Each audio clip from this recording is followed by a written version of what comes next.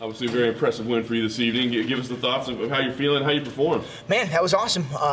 We planned to stand with them pretty much the whole time. I was prepped to go all 3 rounds, just to not have like that early finish mindset. If it doesn't happen, you're like a little out of it. But I know I'd be able to beat him with a punch, and we'd planned to throw straight rights every time. But that hook actually was good. We work like a lot of like colliding style punches, where like if you get somebody who moves and I move a lot, you gotta like time the movement with the punch. And man, that right hand actually was like pretty easy to find, and then hit him with it. And man, we thought we'd hit a right hook after a lead uppercut, which kills southpaws, because you can get him to like come up and then wrap around the ear.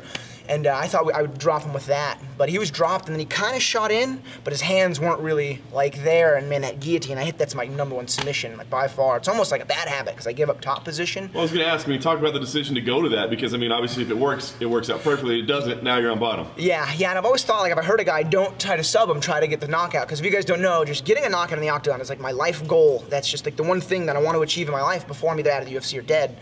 And man, still haven't quite got it, but a finish was the next best thing. So I got that finish. It was my favorite submission. You know, I'm a jiu-jitsu teacher too, so that helps to, you know, get a sub on the world's biggest martial arts stage. So man, I'm super happy with the performance. And man, Sean Shelby, thank you for making this fight happen. I had a fight drop out in November, and then in January, and I had an opponent for this card that dropped out because of visa issues, and thankfully Berkman, the Warriors, he took the fight. Sean Shelby made it happen. That was awesome. I was very grateful for that, because I was training for like 4 months. What was your feeling like during that time? I mean, did you think like, there's no way I'm going to get a fight, or were you able to stay focused and make sure you were going to stay ready? No, I tell my students, I got one guy, Jake Heffernan, coming up, he's 5-0. I'm like, there's no motivation like UFC motivation, and I've taken a few short notice matchups, like my debut, and man, like the second the match is like presented, dude, fight camp begins, and man, fighting guys like Noak was cool. Like when I was talking to Joe Silva at the time, he said Kyle Noak, and I was like, oh no. But at the same time, I was going to take the fight no matter who it was, but I've watched this guy fight since I was a kid, and it's just like crazy to you know you'd be in the cage with them. And then when he said Berkman, I was like, man, I hope that pulls through. That's awesome. And then it got me thinking, like, there's a lot of good young go-hards that I'd love to fight. Like Bradley Scott was the guy I was originally matched up against from England. He's coming down to welterweight. I would love that fight still too. But man, since I can fight some of these vets, I'm gonna ask for them. Like I know Yushin Okami's fighting Diego Lima. I'd fight either of those guys. Those are 2 really cool guys I've been watching for a little while. So you're not worried at all about people saying like, why are you calling out the old guys? Like, cut them some slack. No, man, those guys are like my heroes. And how often do you get to fight your heroes? Almost never. So I mean, I'm super excited to see what kind of what matches can be made. Very cool. Knowing you're such a big Berkman fan and knowing where he's at in his career, do you think the decision to go for the guillotine was kind of like, man, I could probably end this dude, but I'm gonna sort of, because it seemed like you didn't want to hurt him at the end of the fight, like when you guys were on your knees at the end of the fight. You know what? I thought about that. It's weird. Like, I got a knockout in Legacy a while back, and I knocked the guy out, and I knew he was knocked out, but I wanted to make sure the fight was, like, mine and finished, so I kept hitting him. But no, on this one, I felt bad, man. They announced the matchup, and I was like, yes, I'm gonna get some fight rep, because I'm fighting such a tough dude. And dude, the fans, I'm a fan, I'm one of them, we're brutal. And, like, everyone was like, Berkman's old, he should retire. I'm like, dude, give this man who dedicated his life to martial arts and put on some great shows some respect.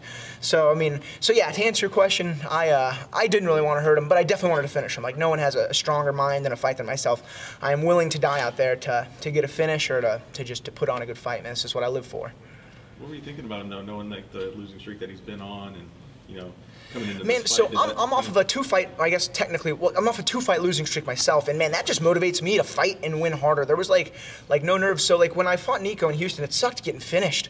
But like once you experience essentially like the worst aspect of this, you know, losing in front of like your hometown, and like being fine in a few minutes, and like, you know, waking up the next day and like everything's fine.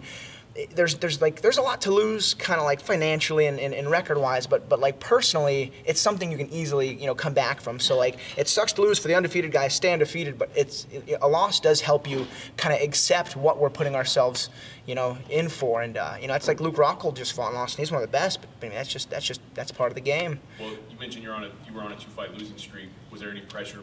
Because 3-fight losing streaks, you know, typically don't last. Yeah, UFC's brutal with their cuts, and man, and again, like, this is a dream. I still don't know how I'm fighting here, man. It's just still so surreal and awesome. I'm gonna do everything in my power to stay with this company.